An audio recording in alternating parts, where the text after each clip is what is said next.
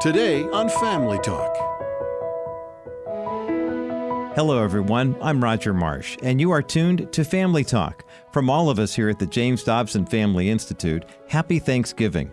I have such fond recollections of this day growing up. I remember the delicious smells of food being cooked in the kitchen and spending time with family and friends, and especially my grandparents. It was so great to have them over at the house on Thanksgiving Day. Hope you have your own special memories and celebrate meaningful traditions with your loved ones today as well. Now, in addition to the turkey, the football, and or the time spent with your family, we must remember to give thanks.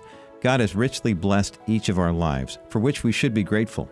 We're going to hear about that attitude of gratitude today through a presentation I know you will enjoy. Here now is Dr. James Dobson to greet you and to introduce today's guest. Well, hello everyone, and welcome to Family Talk. I'm your host, Dr. James Dobson. I want to wish you a happy Thanksgiving and hope that you're enjoying this day with family and friends. Thank you for taking some time out of your special day to spend that time with us. We have a great treat for you today that I really think you're going to enjoy. On today's program, we're going to bring you a presentation from my good friend, longtime friend, Chuck Swindoll. He served as the fourth president of Dallas Theological Seminary from 1994 to 2001. Since then, he served as chancellor of Dallas Seminary and senior pastor of Stonebrower Community Church. He is also the founder of Insight for Living, which produces a radio program of the same name on Christian and non-Christian radio stations around the world. The program is heard on more than 2,000 stations and is translated into several languages. Chuck's message today is all about the importance of Thanksgiving. I think there are times in our lives when we get so busy we forget to stop and thank the Lord for His many blessings. Today you'll hear that word, Thanksgiving, and when it's applied to God's grace, it has entirely new meaning. This is an outstanding program. I hope you enjoy it. The message was taken from a chapel service at Dallas Theological Seminary, and his presentation is titled An Attitude of Gratitude.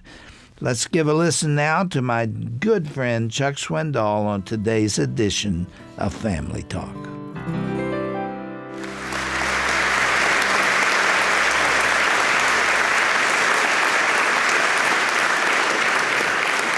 Since I was a little boy, I've had a special place in my heart for what is now and has long been my favorite holiday of the year, Thanksgiving. I remember standing as a 10-year-old child at South Maid Elementary School in a portable building in East Houston with my hand over my heart as we were saying the Pledge of Allegiance to the flag. Our teacher led us in that and then always followed the pledge with a prayer. This particular day, she seemed to sort of stumble through the prayer. I didn't understand until later why. Every time her prayer would end with the reciting of the Lord's Prayer, which we would join in and pray with her, and by the time we reached, "Thine is the kingdom and the power and the glory forever and ever, amen," she was audibly sobbing. I found out at recess that she had lost her husband about 5 months earlier on the blood-washed shores of Normandy. And the one she had loved and lost now left her grieving, and she faced her first Thanksgiving and, of course, her first Christmas to follow without the one she had loved and lost. All of a sudden, my world was reduced to her grief, and I found myself walking home slowly that afternoon along streets filled with little modest pre-war houses. And in the living room windows of many of those homes were bright red stars that over the course of months that would pass would change to white crosses. as another beloved son or brother or grandson would have fallen in his last full measure of devotion to his country. I walked slowly that day, and I think during that time I began to cultivate a special place in my heart for this particular holiday. It would follow, of course, that next day.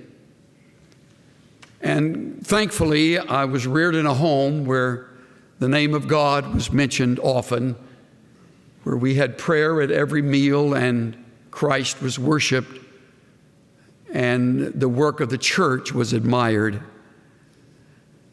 I am eternally grateful for that heritage, which I have come to realize in my years in ministry is not the heritage of many, dare I say most, certainly most of this generation.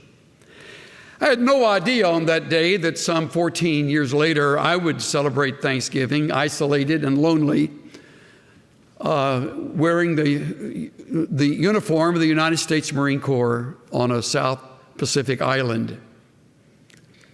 Little did I know at that time when that happened that God's hand was all over those months of loneliness, away from my wife and away from my family. Little did I realize that a year from then, my next Thanksgiving would be celebrated on this campus as a first-year student in the year 1959. Each Thanksgiving, Cynthia and I would always have something special that we would do for other students. I think it was our second, may have been our third year, we invited all of the international students on the campus on that particular Thanksgiving day.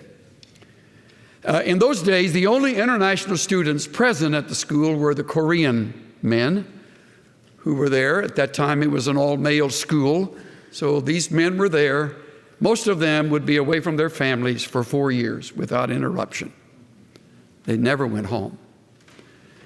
They were gracious enough to accept our invitation, and they came and filled the room. I believe there were 12 to 13 of them. White shirt, black ties, black pants. Looked like a room full of Mormons as they stood around the table, and we were all there. And one man later became Dr. Kim, who is a pastor of one of the large Presbyterian churches in Seoul, began to cry. He said, "I've never seen this much food in all my life." He said, "We could feed a Korean family on this if we could preserve it for 6 months or more." And I said to him, "Would you lead us in prayer in your native tongue, and then would you men sing the Korean national anthem?" Oh, man. So we began to pray, and if you've ever been around Koreans as they pray, they go from Africa to Zurich in their list, and after the film started to form over the gravy, I noticed as he was praying, and he wasn't in a hurry, and nor should he have been. And then they sang. And when they sang, they stood with their arms by their sides and their chests out, and they just bellowed the Korean national anthem. It was a magnificent moment. By then, we were all in tears. And we, of course, spent the afternoon feasting on the meal. I have learned since then the importance of truly observing Thanksgiving. We plan to do it this Thursday with members of our family. There will be 15 of us at our table, and we make special arrangements. We do a special meal, and we all sort of pitch in, and then we spend time around the table expressing what we're grateful for. God has given us a psalm of thanksgiving, which we often read as a family when we are observing this day. And today it becomes for us our focus. Bless the Lord, O my soul, and all that is within me. Bless his holy name. Bless the Lord, O my soul, and forget none of his benefits. What a grand word that opening verb is. It is repeated at the end of the psalm. In fact, the identical line that begins Psalm 103 ends Psalm 103. Barak. It means to bow the knee before one's sovereign. It is the whole idea of acknowledging the awesome presence of one's God.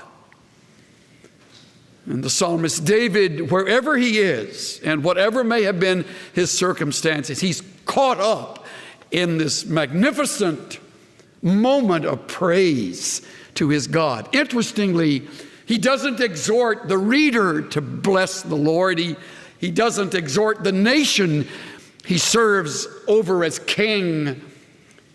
He exhorts himself. Oh, my soul, bless the Lord. He speaks to himself.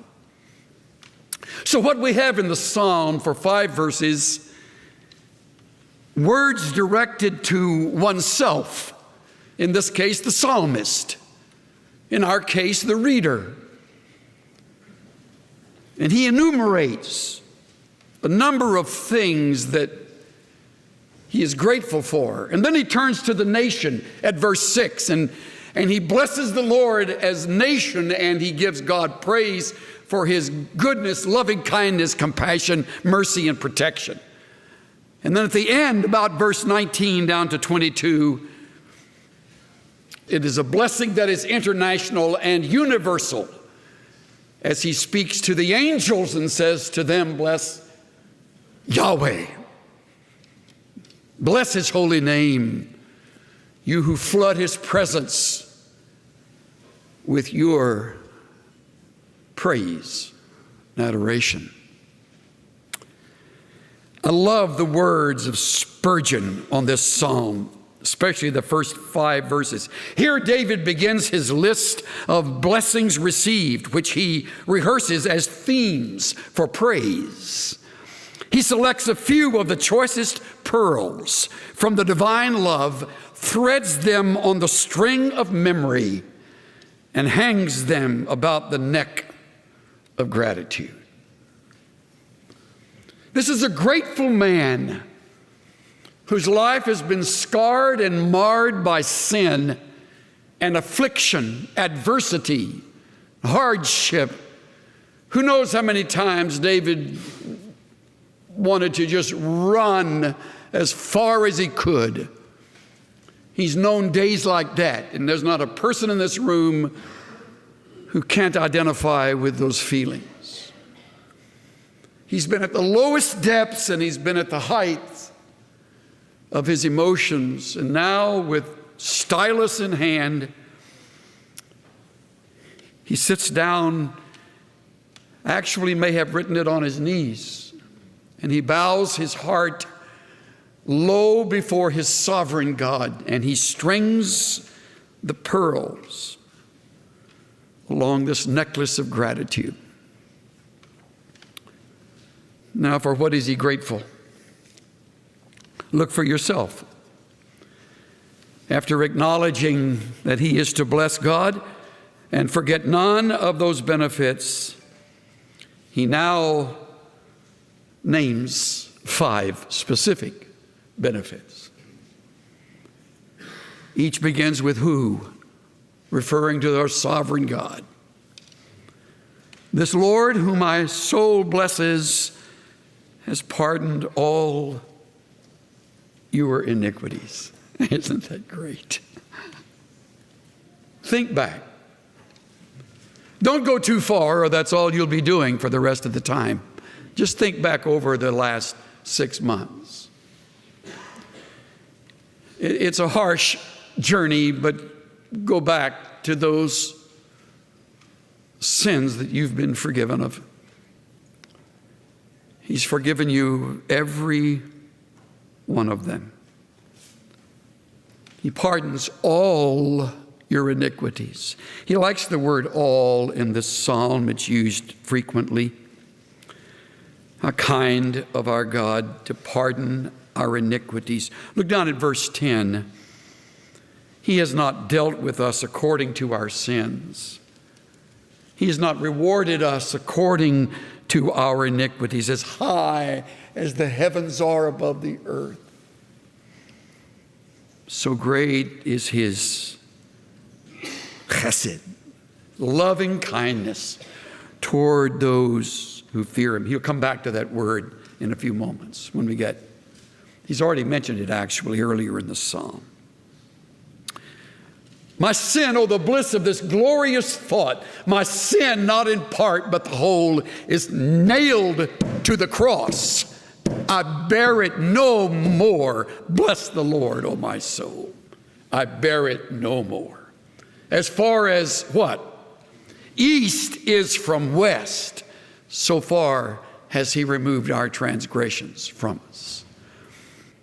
He forgives us all our iniquities, and he doesn't measure them against us in the months to come. He doesn't haunt you with them in your studies at this school. He doesn't dog your steps with your iniquities. If he did, we would all quit. But thank God he forgives us, he pardons us all our iniquities. The second troubles us. He is the same sovereign who heals all our diseases. Wait. I would love to just race right on through that, but realism won't let me. Too many diseases I know right now haven't been healed. I buried a dear brother a few weeks ago who wasn't healed of a disease. It took him. So obviously we can't read this literally, because we know there are diseases that aren't healed. It might be well to consider this as reference to adversities and setbacks, or perhaps the diseases that sometimes follow such: bitterness, revenge, those things that come as a result of our lacking forgiveness of others. Those diseases of the soul, those emotional diseases over which the Lord is able to heal us and heal all of them. Look at verse 6. The Lord performs righteous deeds and judgment for all who are oppressed. There it is. And I can't mention that matter of adversity and setback without remembering Job, everybody's hero.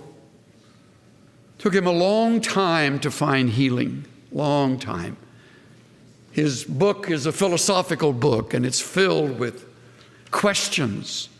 In fact, he says on one occasion, I would that I could stand before him and argue with him. You too would say that, having buried all of your children and all of your servants and found yourself bankrupt, no ability to make a living, and sitting in sackcloth and ashes. But he began to get a breakthrough about chapter 23. He knows the way that I take. When he has tried me, I will come forth as gold. My foot has held his steps. Neither have I gone back from the command of his lips. I have esteemed great word in the Hebrew. I valued the words of his mouth more than my necessary food. Check it out for yourself. Job 23, 10 through 12.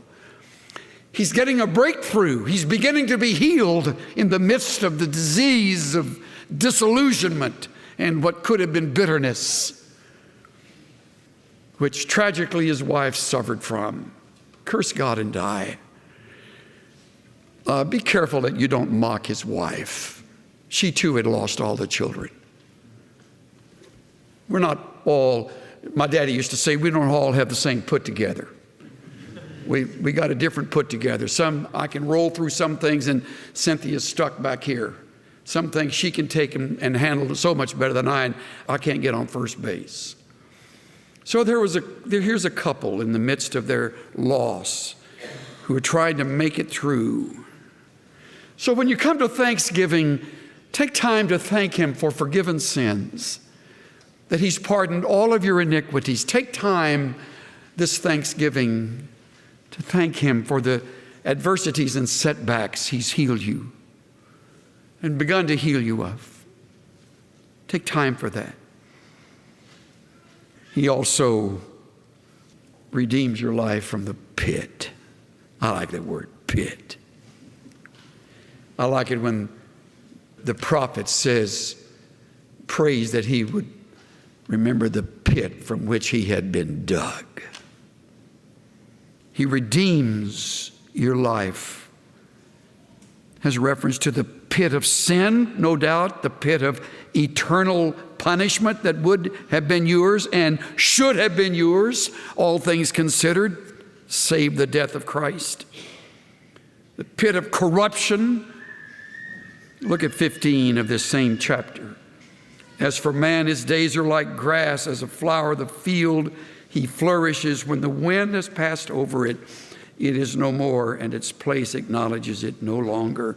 But the loving kindness, there's that word again, of the Lord is from everlasting to everlasting. I waited patiently for the Lord, and He inclined unto me and heard my cry. He lifted me up from an horrible pit, from the miry clay, and established my going. Psalm 40, 1-3. Great verses to repeat at Thanksgiving time. When Thanksgiving comes, take time to recall a few of the pits of your past. Give Him thanks for redeeming your life from those pits. When Thanksgiving comes, remember His rewards. And look at this one. He crowns you with loving kindness. There's that word, chesed, and compassion. This Thanksgiving, call to mind His grace.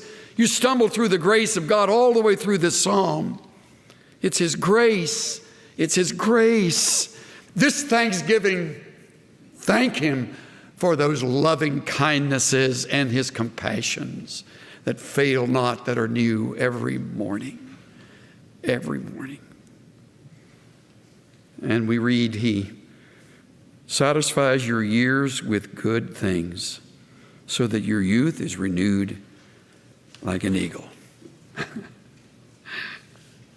Ties in beautifully with the last of Isaiah 41. By Him, therefore, let us offer the sacrifice of praise to God continually, that is the fruit of our lips, giving thanks to His name. Hebrews 13:15. Offer sacrifices of praise. That's why you have lips. Every Thanksgiving, remember this talk. Every Thanksgiving. And whether you have much or little, make it a special day. Fix whatever meal you can afford to fix. Bring with you around the table those you can bring. And after feasting, on whatever it may have been, push the plates back and tell your stories. Remember all of those iniquities from which He has pardoned you. Remember the afflictions and adversities through which He has taken you and healed you. Remember the pit from which He has redeemed you, crowned you with loving kindness and compassion. And as you look around at those white hairs and older lives, give thanks for them as well. What an appropriate message for Thanksgiving Day. I hope you were encouraged by it and developed a new appreciation for an attitude of thanksgiving. You've been listening to a sermon by my great friend Chuck Swindoll here on Family Talk.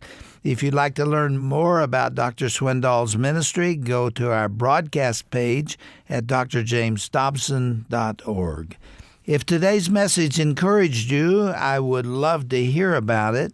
You can write me a letter and send it to 540 Elkton Drive, Colorado Springs, Colorado, 80907. And I look forward to hearing from you. I'm Dr. James Dobson, and I thank you so much for listening to our program on a busy day, a day of celebration. I hope you and your family and friends have a wonderful Thanksgiving. I'll end today's program by quoting Numbers 6. May the Lord bless you and keep you and make his face shine upon you and give you peace.